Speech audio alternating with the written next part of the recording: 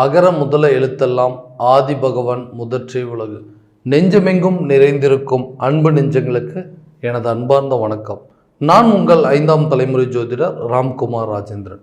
இன்னைக்கு நம்ம பார்க்க போகிற தலைப்பு மீனராசி அன்பர்களுக்கு நடக்கவிருக்கும் சதுர் கிரக யோகம். இந்த சதுர் கிரக யோகம் அப்படின்னா சூரியன், சுக்கிரன், புதன் மற்றும் குரு ஆகிய 4 கிரகங்களுடைய சேர்க்கை உங்களுடைய ராசிக்கு 3ஆம் இடமான தைரியஸ்தானத்தில் நடைபெறுது. அதாவது ரிஷப ராசியில் நடைபெறுகிறது. ஸோ இந்த நிகழ்வானது 24/5/2024 முதல் 8/6/2024 வரை, அதாவது சுமார் 15 நாட்களுக்கு நடைபெறவிருக்கு. ஸோ சில கிரகங்கள் சில ராசிகளில் ஒரு குறிப்பிட்ட காலங்கள் மட்டுமே சஞ்சாரம் செய்வாங்க. அப்படி அந்த கிரகங்கள் அங்கே சஞ்சாரிக்கும் பொழுது ஒரு அரிதான ஒரு அபரிவிதமான யோகத்தை உருவாக்கும். சில ராசிக்காரர்களுக்கு பார்த்தீங்க அப்படின்னா நீண்ட நாட்களாகவோ இல்லைன்னா நீண்ட வருடங்களாகவோ பார்த்தீங்கன்னா தொடர்ந்து கஷ்டங்களையே கொடுத்துட்ருக்குங்க. ஸோ இந்த அபரிவிதமான ஒரு கிரகங்களுடைய சேர்க்கை நடைபெறும் பொழுது அவர்களுக்கு இருக்கக்கூடிய பிரச்சனைகள் மற்றும் கஷ்டங்கள் அப்படிங்கிறது விலகி ஒரு யோகத்தையும் ஒரு அதிர்ஷ்டத்தையும் உருவாக்கும். ஸோ அந்த நிகழ்வானது இப்போது இந்த ராசிக்கு, அதாவது உங்களுடைய மீன ராசிக்கு அந்த 3 கிரகங்களுடைய சேர்க்கை 4 கிரகங்களுடைய சேர்க்கை, இந்த சதுர் கிரக யோகம் உங்களுக்கு கண்டிப்பாக ஒரு நல்ல விதமான அற்புதத்தை கொடுக்க போகுது. ஸோ இந்த 4 கிரகங்கள், சூரியன் அதாவது ஆத்மகாரகன், நவகிரகங்களிலே முதல் கடவுள், அரசியல், அரசு துறை மற்றும் தலைமை பண்பு, நிர்வாக திறமை கொண்டவர், அதே போல் தந்தை மற்றும் தந்தையுடைய உறவுகளை குறிக்கக்கூடிய இந்த சூரிய பகவான். அதே போல் இந்த புதன் புத்திகாரகன், கல்வி, அறிவு, ஆற்றல், திறன், செயல்பாடுகள், புத்தி கூர்மை அனைத்தையும் கொடுக்கக்கூடிய புதன். அதே போல் சுக்கிரன் காதல், திருமணம், ஆடம்பர வாழ்க்கை, சொகுசு மற்றும் தாம்பத்தியம், இது போன்ற குழந்தை பாக்கியம் அனைத்தையும் கொடுக்கக்கூடியவர் அந்த சுக்கிரன். குரு பகவான் மங்களக்காரகன் என்று அழைக்கக்கூடியவர், தனி மனிதனுடைய மதிப்பு, மரியாதை, அந்தஸ்து, கௌரவம், புகழ் மற்றும் பக்தி, ஆன்மீகம் அனைத்தையும் கொடுக்கக்கூடிய இந்த குரு பகவான். ஸோ இந்த 4 கிரகங்கள் ஒரு ராசியில் இணையும் பொழுது இந்த சதுர் கிரக யோகம் மீனராசி அன்பர்களுக்கு எந்த விதமான அற்புதங்கள் மற்றும் சிறப்புகள் கொடுக்க போகுது அப்படிங்கிறதையும் தெளிவாகவும் துல்லியமாகவும் இந்த காணொலியில் பார்க்கலாம். நம்ம சேனலை முதல் முறையாக பார்க்குறவங்க சப்ஸ்கிரைப் பண்ணிக்கோங்க, பெல் பட்டனை கிளிக் பண்ணி ஆல் அப்படிங்கிற ஆப்ஷன் கொடுத்துக்கோங்க.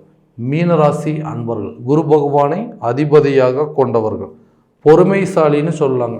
எந்த விஷயத்தையுமே பொறுமையாக செயல்படுத்தக்கூடியவர், தேவையில்லாத விஷயத்துக்கு யார் மேலேயும் கோவப்படாதவர், அதே போல் அன்பானவர், அன்புக்கு கட்டுப்பட்டவர்னு சொல்லலாம். தனக்கு ஒரு விஷயம் தங்கிட்ட ஒரு உதவி அப்படின்னு கேட்டாங்கன்னா தனக்கு அது நடக்கலைன்னாலும் தன்னால் அது முடியல அப்படின்னாலும் ஏதாவது ஒரு சூழலில் அந்த விஷயத்தை நடத்தி காட்டணும், நம்ம அவங்களுக்கு உதவி செஞ்சே ஆகணும் அப்படின்னு சொல்லி தன்னுடைய வேலையை விட்டுட்டு உதவி செய்யக்கூடிய நபர்கள் அப்படின்னு சொல்லுவாங்க. ஸோ யார் மேலேயுமே தேவையில்லாத விஷயத்தை கோவப்படவும் மாட்டாங்க, யாரையும் ஒரு கடுமையான வார்த்தைகளை திட்ட மாட்டாங்க. ஸோ அப்படியேற்பட்ட ஒரு ராசிக்காரருக்கு இந்த ஒரு குறிப்பிட்ட காலகட்டங்களாக பார்த்தீங்க அப்படின்னா தொழிலில் தேவையில்லாத எதிரிகள் அப்படிங்கிறது உருவாயிட்டாங்க. எந்த தொழில் பண்ணாலுமே அந்த தொழிலில் நஷ்டம். ஸோ அந்த தொழிலை பண்ண விடாமல் எந்தெந்த பிரச்சனைகள் பண்ணணுமோ, ஒரு நிதி விஷயமா சரி, நமக்கு கிடைக்க வேண்டிய சப்போர்ட்டு, நமக்கு உதவின்னு செய்ய வரவங்களை கூட தேவையில்லாத விதத்தில் தடுத்து அந்த உதவி நம்ம கைக்கு சேர முடியாத அளவுக்கு சூழல் அப்படிங்கிறது உருவாக்கிட்டாங்க. இதனால் தேவையில்லாத நஷ்டங்க, நேர்முகமாக மற்றும் மறைமுகமான எதிரிகள் அப்படிங்கிறது ஜாஸ்தி ஆகிட்டாங்க. அதே போல் ஒரு புதிய வாய்ப்பு அப்படிங்கிறது ஒன்று கிடைக்கல, ஒரு ஆப்பர்ச்சுனிட்டி கிடைச்சது அப்படின்னா இந்த பிஸ்னஸை அடுத்த லெவலுக்கு கொண்டு போயிடும் அப்படின்னு சொல்லி முயற்சி பண்ணிகிட்டு இருக்கிறவங்களுக்கு இந்த வரக்கூடிய தருணம் கண்டிப்பாக ஒரு நல்ல வாய்ப்பு அளிக்க போகுதுங்க. அதாவது இந்த 3ஆம் இடம் அப்படின்னு சொல்லக்கூடிய இந்த தைரிய ஸ்தானத்தில் தான் இந்த கிரகங்களுடைய சேர்க்கை நடைபெறுது. அப்போ அந்த தைரிய ஸ்தானத்தில் இருக்கும்பொழுது மறைமுக மற்றும் நேர்முக எதிரிகள் கண்டிப்பாக உங்களை விட்டு விலகுவார்கள். அதே போல் இந்த நஷ்டம் அப்படிங்கிறது கண்டிப்பாக தடைபடுங்க. எதிரிகள் உங்களை விட்டு விலகினால் போதும், புதிய வாய்ப்புகள் அப்படிங்கிறது உங்களை தேடி வரும். ஸோ இதனால் புதுசாக நீங்கள் செஞ்சிட்டு இருக்கிற பிஸ்னஸ்லேயே அடிஷ்னலாக என்ன பண்ணி அதை டெவலப் பண்ண முடியும், இப்போ இருக்கிற காலகட்டங்களுக்கு என்னெல்லாம் தேவையோ அதெல்லாத்தையும் பண்ணணும் அப்படின்னு முயற்சி பண்ணுறவங்களுக்கு இது ஒரு நல்ல காலகட்டமாக இருக்க போதுங்க. இந்த தருணம் இந்த தொழில் ரீதியாகவும் வியாபார ரீதியாகவும் இருந்தும் அந்த தடைகள் அனைத்தும் விலகி எதிரிகள் உங்களை விட்டு விலகி தைரியமாக எந்த பிரச்சனையும் ஃபேஸ் பண்ணக்கூடிய அளவுக்கு சில யோக காலமாக இந்த சதுர் கிரக யோக காலம் உங்களுக்கு இருக்க போகுதுங்க. ஸோ உங்களை விட்டு எல்லா எனிமீஸ் அப்படிங்கிறது கண்டிப்பாக நேர்முகமாக இருந்தவங்க, மறைமுகமாக இருந்தவங்க, இது வரைக்கும் உங்களை டிஸ்டர்ப் பண்ணிட்டு இருந்தவங்க, உங்களை தொழிலில் ஒரு முட்டுக்கட்டையாக இருந்தவங்க, பார்ட்னர்ஸ் உங்கள் கூட ஒன்று சேர்ந்து ஒரு பிஸ்னஸை கரெக்டாக பண்ண முடியாமல் விட்டவங்க எல்லாருமே உங்களை விட்டு விலகி, ஸோ கூட்டு தொழில் அப்படிங்கிறது நல்ல ஒரு ரிசல்ட் கிடைக்குங்க. அதே போல் கூட்டாளிகள் உங்களுக்கு யாரெல்லாம் பிடிக்கல அப்படின்னா அவங்களெல்லாம் விளக்கக்கூடிய ஒரு தருணமாகவும் இருக்க போது, தொழில் ரீதியாகவும் வியாபார ரீதியாகவும் நல்ல ஒரு மாற்றம் அப்படிங்கிறது இருக்குங்க. அதே போல் அந்த உத்தியோகஸ்தர்கள் வேலைக்கு போகிறவங்க வேலை செய்கிற இடத்துல கடினமான வேலைகள் அப்படிங்கிறதுலாம் செய்யக்கூடிய சூழ்நிலை இருக்குங்க. ஆனால் அந்த அவ்வளோ கஷ்டமான வேலையை செஞ்சும் மனசில் நிம்மதி இல்லைங்க, கரெக்டான விதத்தில் ஒரு சந்தோஷம் இல்லை. ஸோ எனக்கு இந்த இடத்துல வேலை செய்கிறதுக்கே ஒரு சூழல் உருக மாட்டி, பேசாமல் நான் வெளிநாடு கிளம்பிடலாமா, வருமானம் எனக்கு போதுமானதாக இல்லைங்க, கரெக்டான வேலை அப்படிங்கிறது எனக்கு கிடைக்க மாட்டேதுன்னு சொல்லக்கூடிய நபர்கள். அதே போல் அரசு சம்மந்தப்பட்ட அதிகாரிகள், அரசு ஒரு உயர் பதவியில் இருக்காங்க, ஒரு இடத்துலேருந்து இன்னொரு இடத்துக்கு டிரான்ஸ்ஃபர் வேணும் அப்படின்னு சொல்லி வெயிட் பண்ணிகிட்டு இருக்கக்கூடிய நபர்களுக்கு கரெக்டான நேரத்தில் இந்த தருணத்தில் இந்த சதுர்கிரக யோக காலத்தில் கண்டிப்பாக நல்ல ஒரு வாய்ப்பளிக்க போகுதுங்க.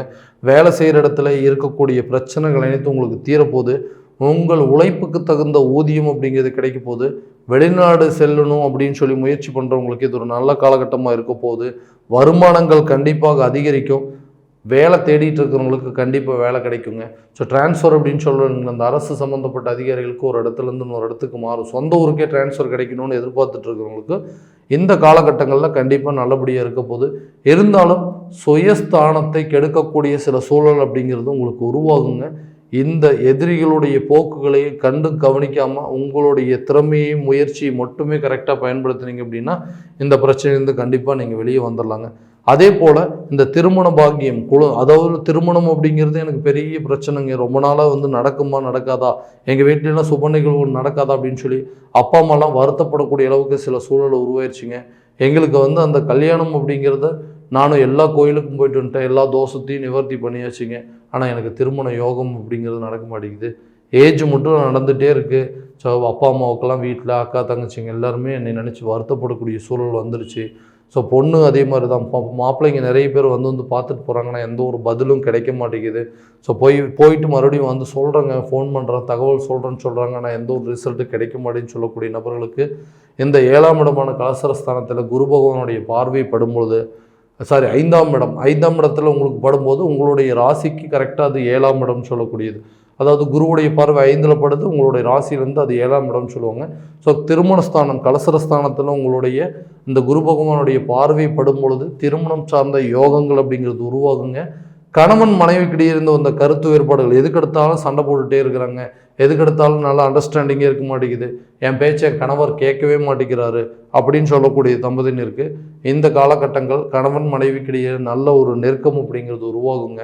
ஆன்மீக பயணம் மேற்கொள்வதற்கான சில சூழல் உருவாகும்.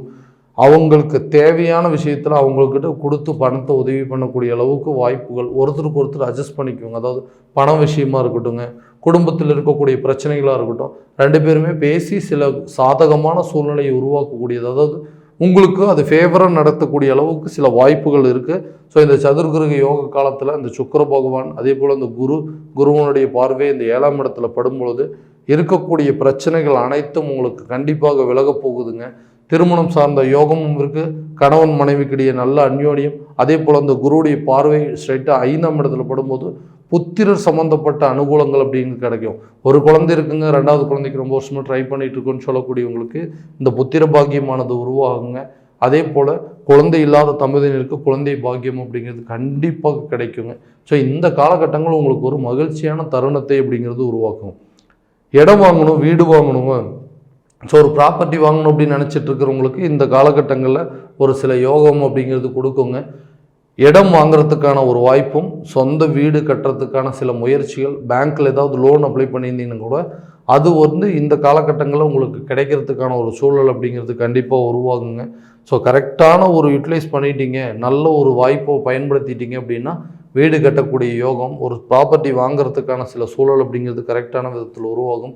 அதே போல் இந்த கடன் தேவையில்லாத செலவுகள் அப்படிங்கிறது, அதாவது கடன் அப்படிங்கிறது ஏதோ ஒரு தேவைக்காக யாருக்கோ வாங்கி கொடுக்கறதுக்கான சில சூழ்நிலைக்கு, ஒருத்தருக்கு வாங்கி பணத்தை கொடுத்துட்டேன், கடைசியில் அவர் கட்டாமல் போயிட்டார், இப்போ அந்த பணத்தை நான் கட்டிகிட்டு இருக்கேன்னு சொல்லக்கூடிய ஒரு சூழல்.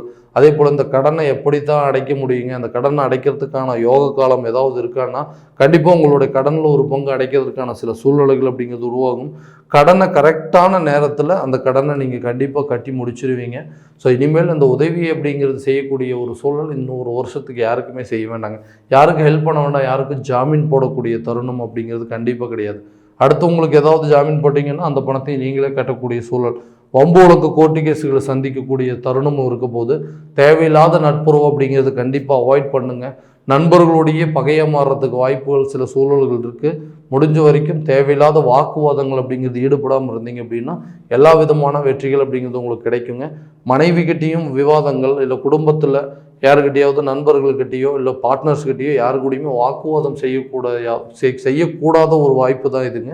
இந்த நேரத்தில் நீங்கள் அந்த மாதிரி சண்டை போட்டுக்கிட்டோ இல்லை ஆர்கியூமெண்ட் பண்ணிட்டு இருந்தீங்கன்னா அது உங்களுக்கு தான் தேவையில்லாத பிரச்சனைகள் அப்படிங்கிறது உருவாக்கும். அதே போல் உடல் ஆரோக்கியத்தில் கொஞ்சம் கவனம் அப்படிங்கிறது செலுத்தணுங்க. ஆரோக்கிய குறைபாடுகள் இருக்குது. அதே போல் குழந்தைங்களோட கல்வியில் நல்ல முன்னேற்றம் அப்படிங்கிறது இருக்குது. புதுசாக ஏதாவது கோர்ஸ் சேர்த்தலாமா, இல்லை இந்த லீவில் இருக்கிற டைமில் ஏதாவது கிளாஸஸ் அடிஷ்னலாக அனுப்பலாமா அப்படிங்கிற ஒரு சில எண்ணங்கள் அப்படிங்கிறது வருங்க. வெளிநாடு சம்மந்தப்பட்ட கல்விகள் அப்படிங்கிறது, அதாவது ஃபாரின் போய் படிக்கக்கூடிய அளவுக்கு சில யோகமாக இருக்க போகுது இந்த சதுர்கிரக யோக காலம். ஸோ இவ்வளோ நேரம் நம்ம பார்த்தது எல்லாமே பார்த்தீங்க அப்படின்னா கோச்சார பலன்கள் மட்டும்தாங்க. இந்த பலன்கள் அனைத்து உங்களுக்கு நடக்குமா அப்படின்னா உங்களுடைய ஜனன ஜாதகத்தை முழுமையாக தெரிஞ்சுக்கிட்டு அதில் நடக்கக்கூடிய திசா புத்திகள், கிரக அடைவுகள் எல்லாம் எப்படி இருக்குது, என்ன பயிற்சி நடந்துட்டுருக்கு அப்படிங்கிறது எல்லாத்தையும் முறையாக தெரிஞ்சுக்கிட்டு அதற்குண்டாற்படி சில முயற்சிகள், அதாவது தொழில் பண்ணுறதுக்கு யோகம் இருக்குதா, வேலைக்கு போகிறதுக்கு இல்லை யோகம் இருக்குதா, திருமணத்திற்கோ இல்லை குழந்தை பாக்கியத்திற்கோ இல்லை வீடு வாங்குறதுக்கு, வண்டி வாங்குறதுக்கு, உடல் ஆரோக்கிய முன்னேற்றம், அதே போல் கடன் அடைக்க முடியுமா, இல்லை கல்வியில் நல்ல முன்னேற்றம் இருக்குமா அப்படிங்கிறதெல்லாம் முறையான விதத்தில் தெரிஞ்சுக்கிட்டு அதற்குண்டானபடி சில முயற்சிகள் எடுத்தீங்க அப்படின்னா வாழ்க்கையில் எல்லா விதமான வெற்றிகள் அப்படிங்கிறது கண்டிப்பாக உங்களுக்கு கிடைக்குங்க. அதே போல் உங்களுடைய ஜாதகம் எங்கிட்ட பார்க்கணும் அப்படின்னு ஆசைப்பட்டீங்கன்னா கீழே இருக்க நம்பருக்கு காண்டாக்ட் பண்ணி அப்பாயின்மெண்ட் ஃபிக்ஸ் பண்ணிக்கோங்க. அப்படி இல்லையா உங்களுடைய ஜாதகத்தை என்னோட வாட்ஸ்அப் நம்பருக்கு அனுப்பிச்சு வச்சிங்க அப்படின்னா தெளிவான முறையில் கணிச்சு துல்லியமான பலன்கள் அப்படிங்கிறது உங்களுக்கு தெரியப்படுத்தப்படும். மீண்டும் அடுத்த காணொலியில் உங்களை சந்திக்கும் வரை உங்களிடமிருந்து விடைபெறுவது உங்கள் ராம்குமார் ராஜேந்திரன். நன்றி.